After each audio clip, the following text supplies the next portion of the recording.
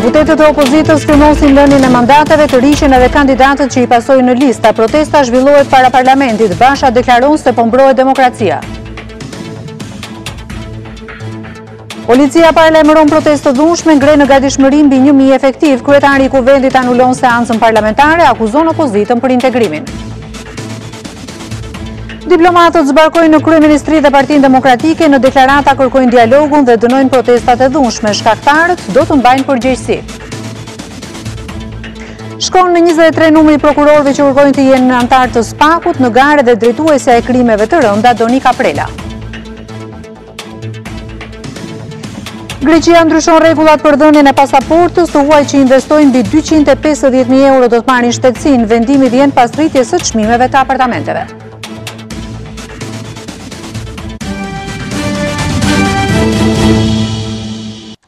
Të nderuar televizionistë, mirëmbrëma, ju përshëndes nga edicioni qendror i lajmeve në oranews. Deputetët e Partisë Demokratike dhe ata të Lëvizjes Socialiste për Integrim kanë firmosur individualisht lënien e mandatit të deputetit, pas tyre të njëjtin veprim kanë bërë edhe kandidatët që i pasojnë në listë. Pas mbledhjes së Këshillit Kombëtar, kryetari i Partisë Demokratike Lulzim Basha deklaroi se nuk ka të rreqe nga protesta përpara parlamentit.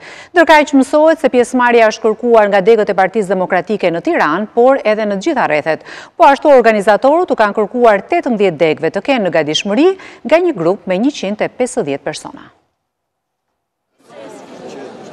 Qindra mbështetës ishin grumbulluar para mbledhjes së Këshillit Kombëtar të PD-s, ku pas 30 minutash takim u vendos lënia e mandateve të deputetëve. Fill pas mbledhjes, kryetari i Partisë Demokratike Lulzim Basha deklaroi për mediat se opozita vendosi t'i bindet urdhrit të sovranit. Pasi kemi shteruar çdo mundësi tjetër pas urdhrit sovranit, i cili ushtoi fuqishëm në protestën më të madhe që Shqipëria ka parë atë të shtunës kaluar 16 shkurtit, ne nuk kemi asnjë rrugë tjetër. Basha tha se vendimi për djegjen e mandateve është vetëm fillimi i një betejë të gjatë që opozita do ta fitojë për të ardhmen e vendit.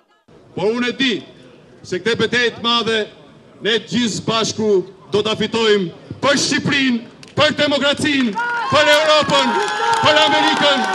Do ta fitojmë për të sotmen, do ta fitojmë për të nesërmen, për të ardhmen e këtij vendi. Edhe pse deputetët e majt nuk do të jenë në seancë, opozita ka vendosur të zhvillojë protestën para parlamentit. Në skenarin e përgatitur nuk parashikohen ndryshime nga tubimi 16 shkurtit. Nuk pritet të ketë fjalime të politikanëve, por vetëm të qytetarëve. Megjithatë, mësohet se 18 degëve, nga të cilat 14 janë të Tiranës, u është kërkuar të krijojnë grupe të posaçme me 150 persona. Secili prej tyre do të qëndrojë në pritje të udhëzimeve të grupit organizator 2 orë para ose 2 orë pas protestës. Paralelisht me protestën, në kuvend do të dorëzohen deklaratat individuale për lënien e mandateve të deputetëve, si dhe mospranimin e mandateve prej kandidatëve që janë në radhë në listë. Zhvillimet në selinë e Partisë Demokratike i kanë ndjekur gazetari oranews Everest Deda, i cili tashmë është vendosur përpara selisë së parlamentit. Everest, mirëmbrëma. Mirëmbrëma, Beti, në këto momente policia dhe garda i kanë marrë të gjitha masat për mbarvajtjen e protestës së nesërme, duke theksuar se vetmja masë që mund të shikojmë është vendosja e një gardi me gjëmba, pra tel me gjëmba, në mënyrë që nëse do të ketë protestues apo nëse do të ketë tentativë të protestuesve, pra për të thyer kordonin e policisë dhe për t'u drejtuar selisë së kuvendit, të pamundsoj pra këtë. Duhet theksuar se garda dhe policia kanë shpërndarë edhe një deklaratë për mediat, duke theksuar dhe duke i kërkuar protestuesve që të ruajnë qetësinë, ndërsa në të thuhet se grupe me përbërje kriminale ka skenar për të goditur. Po, Everest, cili do të jetë skenari i nesërm i protestës së opozitës? Është i ngjashëm me skenarin e protestës së 16 shkurtit, të gjitha degët janë uzuar në të njëjtën formë, pra do të ketë protestues nga të gjitha rrethet që do t'i drejtohen Tiranës. Në orën 10 parashikohen të mblidhen para godinës së kuvendit. Kryetari i Partisë Demokratike zoti Lulzim Basha do të dalë nga zyra e tij dhe do t'i bashkohet turmës. Nuk do të ketë fjalime politike, do të parashikohet të ketë vetëm fjalime të qytetarëve, siç ishte parashikuar edhe në protestën 16 shkurtit, por që u pamundsua për fakt të konfrontimit dhe një farë forme dhunës shkaktuar nga protestuesit në godinën e kryeministrisë. Është i njëjti skenar i ngjashëm me protestën 16 shkurtit, por ndryshon vendi. 16 shkurt ishin para kryeministrisë, nesër do të jenë para godinës së kuvendit, edhe pse mazhoranca e anulloi seancën parlamentare. Po me lënien e mandateve si do të procedohet? Po, beti duhet theksuar se në selinë e Partisë Demokratike dhe në këto momente është grupi i punës i cili po merr firmën kryesisht të listës pasuese, pasi pjesa më e madhe e deputetëve tashmë e kanë dhënë firmën e tyre në deklaratën individuale për lënien e mandatit. Duhet theksuar se në këto momente vijon me listën pasuese, por ka edhe disa deputet dhe kryesisht aleat të Partisë Demokratike të cilët ende nuk kanë firmosur për faktin se një pjesë e tyre ndodhet jashtë shtetit. Këtu mund të përmendim kryetarin e Partisë Republikane, zotin Fatmir Mediu, i cili është në Vjenë në një takim me OSBE-n, por është edhe deputetja Rudina Hajdari, e cila është për një vizitë punë në Shtetet Bashkuara të Amerikës. Gjithashtu është edhe deputeti i qarkut të Lushqes, Mr. Murrizi, i cili ende nuk ka firmosur. Deputetja Rudina Hajdari, e cila më duhet të kujtoj se ka qenë kundër dhunës në protestë. Ka qenë kundër dhunës, por ka qenë e para e cila ka kërkuar lënien e mandatit, që me 20 vjetorin e përkujtimit të tjatit saj, ajo ka theksuar se ne duhet lëjmë mandatet dhe duhet bashkohemi me qytetarët. Ka qenë një deklaratë e cila u bë në qytetin Studenti. Kemi edhe aleatet e tjerë të cilët unë kam komunikuar pothuajse me të gjithë, ata kanë theksuar se ne po presim pra që telefonohen në mënyrë që të shkojnë në selinë e Partisë Demokratike dhe të firmosin deklaratat individuale për lënien e mandatit. Duhet theksuar beti ishte parashikuar që nesër të dorëzohet në kuvend pra dosja me të gjitha firmat e lënies mandatit, por për shkak të disa deputetëve, siç e theksova, të cilët janë jashtë shtetit, kjo mund të shtyjë në kohë nga fatin e dorëzimit të kësaj dosje. Për sa i përket procedurës parlamentare, në momentin kur Partia Demokratike do t'i zyrtarizojë pra në kuvend aktet e dorëheqjes, mblidhet Këshilli i Legjislacionit dhe më pas kuvendi ka 30 ditë kohë për të njoftuar Komisionin Qendror të Zgjedhjeve. Pra, do të jetë një procedurë e gjatë. Komisionin Qendror të Everest Drejtaj, të falenderoj shumë. Burimet është një procedurë e gjatë dhe vetëm diçka të fundit, burimet nga mazhoranca bëjnë me dije se do të pritet pra fundi i çdo afati në mënyrë që ky proces të zgjatet më shumë. Pra, kuvendi ka 30 ditë kohë për t'u drejtuar Komisionit Qendror të Zgjedhjeve dhe ndoshta si taktik për të shtyrë sa më shumë ndoshta një krizë institucionale, kuvendi në momentet e fundit do t'i drejtohet Komisionit Qendror të Zgjedhjeve. Këto janë burimet fundit që vijnë kryesisht nga kampi i mazhorancës. Everest Drejtaj, të falenderoj për këtë raportim të saktë drejt për drejt nga selia e Parlamentit, ku nesër natyrisht të gjithë gazetarët dhe ekipi i madh i oranews do të ndjek hap pas hapi, ashtu sikurse ditën e shtunë protestën e opozitës në një transmetim maraton. Ndërkaq, një ditë përpara protestës së lajmëruar të opozitës përpara kuvendit, policia e shtetit deklaroi se ka të dhëna për nxitje të dhunës dhe organizime me natyrë kriminale. Për protestën e nesërme janë angazhuar mbi 1000 efektiv policie.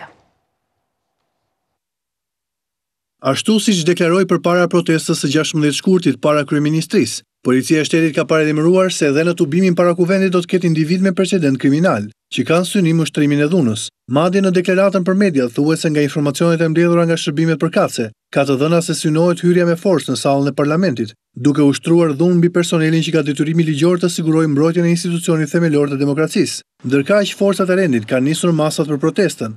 Pas mbytjes së protestës së 16 shkurtit, policia ka hartuar një tjetër plan masash lidhur me protestën e paralajmëruar nga opozita këtu pranë kuvendit të Shqipërisë.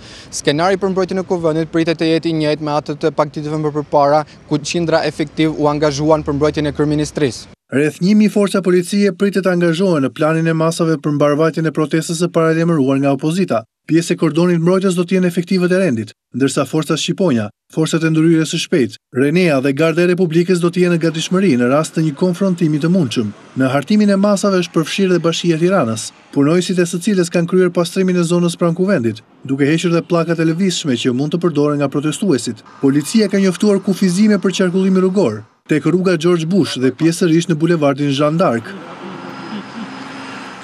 Kryetari i Kuvendit Gramoz Ruçi në komunikimin për shtyrjen e seancës parlamentare akuzoi opozitën se synon të bllokojë negociatat për integrimin. Përmes një deklarate për mediat, ai theksoi se shërbimet inteligjente e kanë njoftuar për trazirat që mund të ndodhin, por edhe ndërkombëtarët i kanë kërkuar pezullimin e seancës.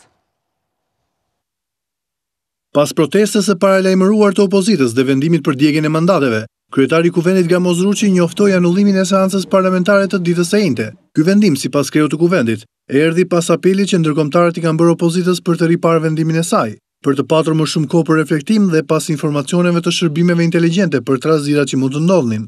Ftoj kolegët deputet, antarë të gjitha grupeve parlamentare, të më mirë kuptojnë në vendimin tim për të mos zhvilluar seancën plenare të datës 21. Përgjegjësia ime si kryetari i Kuvendit, si një institucion mbi palët, por edhe si qytetari këtij vendi nuk më lejojnë t'u jap mundësi keqbërësve për të nxjerrë për herë dytë imazhin e Shqipërisë. Si kryetari i Kuvendit, Ruçi u shpreh i shqetësuar për vendimin e opozitës, por si kundërshtar politik, i bëri të qartë opozitës se pushteti nuk merret në tavolinë dhe prishja e imazhit të Shqipërisë nuk i bën mirë progresit. Që opozita të dojë karriket e qeverisë, për mua kjo është normale. Por njëherësh është dhe normale që opozita, që atë ditë që del në opozit, të kërkoj zgjedhjet parakoshme duke mos pritur ato normalet. Edhe kjo për mua është normale. Por që opozita të synoj pushtetin tavolinë dhe për këtë të hedhë nderë rrugët e jetës demokratike, kjo për mua nuk është normale. Si mundet opozita të bëhet objekt mesazhesh të jetë kritike të partnerëve tanë strategjik. Ruçi përfundoi se opozita është sovrane në vendimin e saj për t'i rënë murit me kokë, por majoranca ka detyrimin të çojë përpara reformat dhe të mbrojë institucionet. Ndërkaq kriza politike ka vënë në lëvizje ambasadorët e akredituar në Tiranë. Në Selin Blu ka mbritur përfaqësuesi i Bashkimit Evropian Luigi Soreka, ajo i Gjermanisë Susan Schulz dhe Britaniku Duncan Norman. Nga ana e tij Soreka kërkoi që në protestë të shmangen aktet e dhunës, të njëjtën thirrje ka bërë edhe ambasada e Italisë dhe OSBE. Vendimi i opozitës për lënien e mandateve ka vënë në lëvizje ambasadorët e akredituar në Tiranë. Pak orë para protestës, përfaqësuesi i Bashkimit Evropian Luigi Soreka zhvilloi një takim kokë më kokë në Selin Blu me kryetarin e PD-s Lulzim Basha, ku kërkoi dialog nga politika. Për sa i përket protestës së të njëjtës, ai ka bërë thirrje për t'u larguar akteve të dhunës. Është e rëndësishme për të folur dhe diskutuar. Nesër është një ditë e rëndësishme. Presim që të mos jetë e dhunshme. Protesta duhet të jetë demokratike. Më herët ishte ambasadorja e Gjermanisë në Tiranë Susan Schulz që takoi Lulzim Bashën për të diskutuar për djegjen e mandateve, si dhe për protestën e të njëjtës. Pas Selis Blu, Schulz ka takuar edhe aleatin e PD-s, kryetaren e LSI-s Monika Kryemadhi. Ndërkaq edhe OSBE ka kundërshtuar lënien e mandateve dhe këshillon që të mos ndërmerret asnjë përpjekje për të tronditur themelet e demokracisë përmes dhunës, që të mos ndryshohet procesi demokratik përmes presionit jo demokratik. Edhe ambasadori italian ka deklaruar se çdo shprehje e dhunës do të dënohet. Të martën Basha priti në një takim edhe ambasadorin e Mbretërisë së Bashkuar në Shqipëri Duncan Norman, ndërsa në Facebook ambasada e SBA-s dënoi aktin e dorëzimit të mandateve. Pra ndërkombëtarët bëjnë thirrje për të shmangur dhunën në protestën e ditës së nesërme. Endri Asa, mirëmbrëma dhe mirë se erdhët. Nesër çfarë do të bëjë opozita e bashkuar? Do t'i përgjigjet kësaj kërkese të ndërkombëtarëve? Nesër opozita e bashkuar do t'i përgjigjet kërkesës së sovranit. Sovrani i Republikës së Shqipërisë është populli dhe kjo është e sankcionuar në kushtetut. Dhe opozita sot hoqi dorë nga mandatet.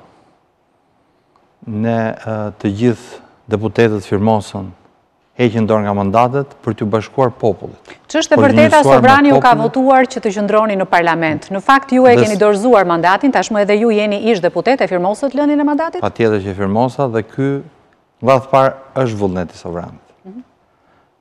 Ne dëgjuam zërin e qytetarëve, dëgjuam zërin e zgjedhësve, gjithsecili në zonat e veta elektorale, dhe ky është vullneti i popullit. Ati populli që protestoi masivisht në 16 shkurt, ati populli që të protestoi nesër në orën 10 para kuvendit. I keni bërë thirrje mbështetësve tuaj që do të vinë në protestë që t'i shmangin pikërisht aktet e dhunës që i pam ose ato mësymje në selin e kryeministrisë? Nesër do të ketë angazhuar mbi 1000 forcat të policisë. Policia ka punë e vetë, populli ka punë e vetë. Policia bën mirë, mos dhunoj, bën mirë, mos krijoj premisat për dhunë, sepse rreth parë dhe në 16 shkurt, ishte policia duke thyrë kordonin, duke helmuar popullin, duke hudhur gaz, që çoj në reagimin e popullit. Nuk kishte aty as pak dhunë. Kush nxit dhunën do të mbaj përgjegjësi, është deklarata e fortë e OSBE-s. Patjetër, Edi Rama nxit dhunën dhe Edi Rama do të mbaj përgjegjësi. Dhe për këtë do i përgjigjet popullit shqiptar. Besoj e dini që dhe Parlamenti Evropian ka votuar pak ditë më parë me shumicë dërmuese votash një rezolut kundër përdorimit të dhunës nga ana e policisë. Megjithatë, është ndoshta ndër protestat e pakta ajo e 16 shkurtit ku nuk mund të akuzohet policia për dhunë. Nuk është dhunë shpërbërja e kordonit. Policia hudhi gaz, 2 lloje gazish të ndryshëm, shumë të dëmshëm për jetën e njeriut, për çfarë? Për të larguar kë? 1 individ, 2 individ, 3 individ, 5 që kishin kaluar kordonin? Kordonin për 1300 policës që ju e njoftuat, ju e kishit cifrat. Media ishte aty dhe e pa. Policia u largua dhe krijoi skenar në 16 shkurt, pikërisht që të përdorte gazin lotjellës. Policia kishte thyer paraprakisht xhamat e kryeministrisë për të lagur me gaz dhe me lëndë kimike protestuesit. Zoti Asa, çfarë skenari ka nisur për protestën? Do të jetë një protestë që do të zgjatë apo do të ndodhet pas 3 apo 4 orësh si në 16 shkurt? Protesta, skenarin ju do ta shihni nesër në orën 10. Skenarin e komandon populli. Ne tashmë jemi bashkë me popullin, ne i dorëzuam mandatet dhe jemi një me qytetarët, jemi në krah tyre dhe vendimarrja do të jetë bashkë me ta tashmë.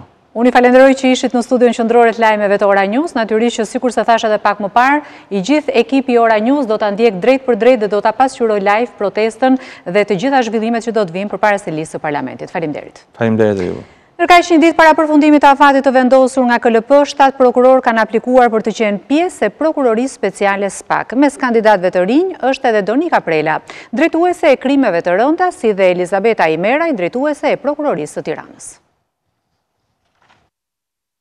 7 prokuror kanë aplikuar për të qenë pjesë e prokurorisë speciale antikorrupsion duke e çuar në 23 numrin e kandidatëve. KLP-ja ka bërë të ditur se mes kandidatëve që kanë aplikuar është edhe drejtuese e krimeve të rënda Donika Prela, e cila pak ditë më parë kaloi vetingun. Një tjetër kandidaturë është Elizabeta Imeraj, aktualisht drejtuese e prokurorisë së Tiranës. Më herët të mërkurën në KLP regjistroi aplikimin e tij edhe Altin Dumani, prokuror në Prokurorinë e Apelit Tiranë. Ai ka qenë drejtuesi i Task Force-s antikorrupsion në Prokurorinë e Tiranës në momentet e para të krijimit të kësaj strukture. Ndërkohë, një tjetër kandidaturë për në SPAK është Enkeleda Osmani Xhengo, prokurore në Prokurorinë e Gjykatës së Shkallës së Parë Durrës. Këshilli i lartë i prokurorisë konfirmoi edhe kandidimin e prokurores së Tiranës Elida Celami, prokurores Enkeleda Milonaj nga Elbasani dhe prokurorit Maksim Sota nga Vlora. Për shkak të numrit vogël të aplikimeve, KLP-ja vendosi javën e kaluar shtyrjen e afatit deri në datën 21 shkurt për të dhënë kohë prokurorëve që të paraqesin interesin e tyre për të qenë pjesë e SPAK. Kjo strukturë do të ketë në përbërjen e saj 15 prokuror dhe do të ketë si objekt luftën ndaj krimit të organizuar dhe korrupsionit të zyrtarëve të nivelit të lartë. Pjesa më e madhe e anëtarëve të gjykatës administrative nuk e justifikojnë pasurinë. Të dhënat kanë dalë nga një investigim i rrjetit investigativ Birn. Listën e gjyqtarëve me probleme në justifikimin e pasurisë e kryeson gjykata administrative e Apelit me 21 deklarata. 65% e anëtarëve të gjykatave administrative nuk justifikojnë pasurinë të paktën për një vit të deklarimit të tyre. Ky fakt është konstatuar nga rrjeti investigativ Birn, i cili ndërmori një analizë të thelluar të deklaratave të pasurisë të 48 gjyqtarëve të gjykatave administrative. Pasuria e pajustifikuar nga të ardhurat neto evidentohet në 55 deklarata të gjyqtarëve administrativ ose në 9% të totalit të deklaratave të analizuara. Ajo kap një vlerë rreth 110 milion lekësh ose 15% të pasurisë totale të deklaruar. Listën e gjyqtarëve me probleme në justifikimin e pasurisë e kryeson gjykata administrative e Apelit me 21 deklarata. Ajo pasohet nga gjykata administrative e Gjirokastrës dhe më pas ajo e Tiranës. Sipas Birn, testi më sipërm i justifikimit të pasurisë nuk ka përfshirë minimumin jetik të gjyqtarëve dhe familjarëve të tyre. Të dhënat e studimit sugjerojnë se mesatarisht çdo gjyqtare ka arritur vlerën e pasurisë së paluajshme nga 1.5 milion lekë në fillim të detyrës në rreth 10.4 milion lekë në vitin 2017. Ministre e Drejtësisë e Lajgjona i kërkoi nga KLG nisjen e procedimit për gjyqtarin e Korçës që liroi nga burgu të dënuarin për jetë për vrasje Gert Gjinarari. Gjatë një deklarante, Gjona i tha se sipas të dhënave të para vendimi është në shkelje të kritereve ligjore, po kështu Ministria e Drejtësisë ka kërkuar edhe 25 masa disiplinore për shkeljet e qetura në portin e Durrësit. Ministria e Drejtësisë ka kërkuar nisjen e hetimeve për lirimin nga burgu të Gert Gjinararit, të dënuarit me burgim të përjetshëm për vrasjen e Naim Zyberit. Nga hetimi paraprak që Ministria e Drejtësisë kreu, rezulton se vendimi, pavarësisht se nuk është ende vendimi formës prerë, është konstatuar se është dhënë në kundërshtim me kriteret ligjore dhe kërkesat e kodit penal për dhënien e një vendimi lirim me kusht të një të dënuari me burgim të përjetshëm. Ministria e Drejtësisë i është drejtuar Këshillit Lart Gjyqësor dhe Inspektoratit, duke kërkuar inicimin e procedimit disiplinor për gjyqtarin Markelian Kuqo. Ministre e Drejtësisë theksoi se ndërkohë që vettingu po vazhdon duke pastruar sistemin e drejtësisë, çdo vendim problematik i gjyqtarëve dhe prokurorëve do të denoncohet. Për të gjitha rastet me vendimarrje skandaloze nga gjyqësori do të denoncohen dhe do të ndiqen të gjitha mjetet ligjore për të vënë përpara përgjegjësisë autorët e këtyre rasteve. Gjona i bëri me dije edhe rezultatet e javës në luftën kundër korrupsionit, duke theksuar se janë gjetur shkelje në aktivitetin e portit të Durrësit, ku është kërkuar marrja e masave administrative për 25 zyrtarë të këtij institucioni, përfshirë edhe drejtorin. Mungesa e ndërhyrjes në rrugët dytësore përgjatë autostradës Tiranë-Durrës deri në kthesën e Rinasit ka bërë që këto segmente pothuajse të degradohen.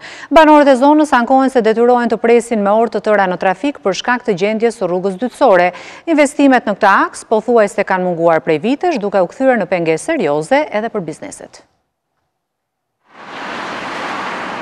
Autostrada Tiranë-Durrës është aksi më i rëndësishëm për ekonominë në vend, qoftë për lidhjen e dy qyteteve më të mëdha të Shqipërisë, por edhe pasi aty janë përqendruar pjesa më e madhe e bizneseve. Por fatkeqësisht gjendja e rrugëve dytësore është e mjerueshme. Madje edhe në autostradë ndërhyrja është realizuar e pjesshme, teksa prej Bankës Botërore është kërkuar një ndërhyrje e plot. Gropa të mëdha vështirësojnë qarkullimin duke krijuar trafik her pas here. Qytetarët shprehen se më problematike situata është kur bie shi, por më alarmante situata bëhet në rastet e emergjencave, por për shkak të amortizimit të rrugës trafiku bëhet edhe më i lartë. Boll na krijon vështirësi. Një ditë isha në Tiranë 3 orë me mrin deri te spitali kanë shku. 3 orë. Pse të bëhet ky kaos kështu në rrugë? Një ditë me zë kanë çu fëmin te spitali, me zë. Vështirësitë janë gjithandej, po të jenë rrugët e prishura. Të gënjejmë neve. Gjendja e rrugëve dytësore ka krijuar dëmtime serioze në automjete, por krijon edhe vonesa për punonësit për të arritur në orarin e përcaktuar. Unë këtu punoj ka vite dhe rruga është e pa asfaltuar, gjithë gropa, trafik i papam, ngelëm gjithë ditën rrugëve.